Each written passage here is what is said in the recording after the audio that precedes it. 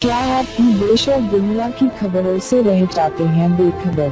तो सब्सक्राइब कर लीजिए हमारे HT न्यूज चैनल को और बेल आइकॉन को दबाना मत भूलिएगा।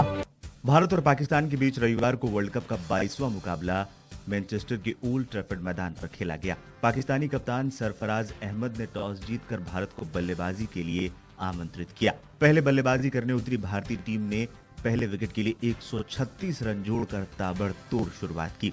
शुरुआती कुछ ओवर्स में धीमी और संयमित शुरुआत देने के बाद दोनों ही ओपनरों ने खुलकर खेलना शुरू कर दिया।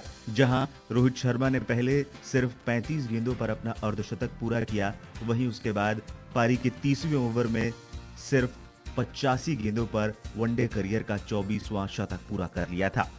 रोहित शर्मा और विराट कोहली शानदार लय में बल्लेबाजी कर रहे थे और टीम को एक बड़े लक्ष्य की ओर भी ले जा रहे थे। लेकिन पारी के 39वें ओवर में रोहित शर्मा का विकेट निकालकर हसन अली ने पाकिस्तान की टीम को बड़ी सफलता दिलाने का काम किया। जी हां, रोहित शर्मा 113 गेंदों पर 140 रनों की शानदार पारी खेलकर वापस पवेलियन लौट गए। रोहित शर्मा ने इस दौरान 14 चौके और 3 लंबे छक्के लगाए। आपको बता दें, पारी का 39वां ओवर लेकर आए हसन अली की दूसरी गेंद पर रोहित शर्मा ने शॉर्ट फाइन लेग के ऊपर एक बड़ा शॉट खेलने की कोशिश की। वो वहाब रियाज के ऊपर से गेंद को चौके के लिए खेलना चाहते थे, लेकिन वो गेंद को सही से टाइम नहीं कर पाए और गेंद सीधे वहाब रियाज के हाथों में चली गई।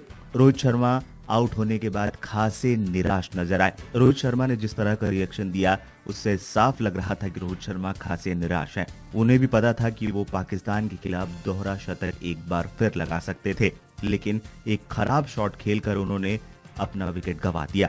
अपनी पूरी 140 रनों की पारी के दौरान रोहित शर्मा ने पाकिस्तान के गेंदबाजों और फील्डरों को कोई मौका नहीं दिया था। उन्होंने काफी संयमित और तेज तर्रार पारी खेली थी और आखिरकार एक गलत शॉट ने उनकी इस शानदार पारी का अंत कर दिया। आपको बता दें, इस वर्ल्ड कप में ये रोहित शर्मा का दूसरा शतक था। इससे पहले रोहित शर्मा ने साउथ अफ्रीका के खिलाफ भी पहले मुकाबले में शतक जड़ा था।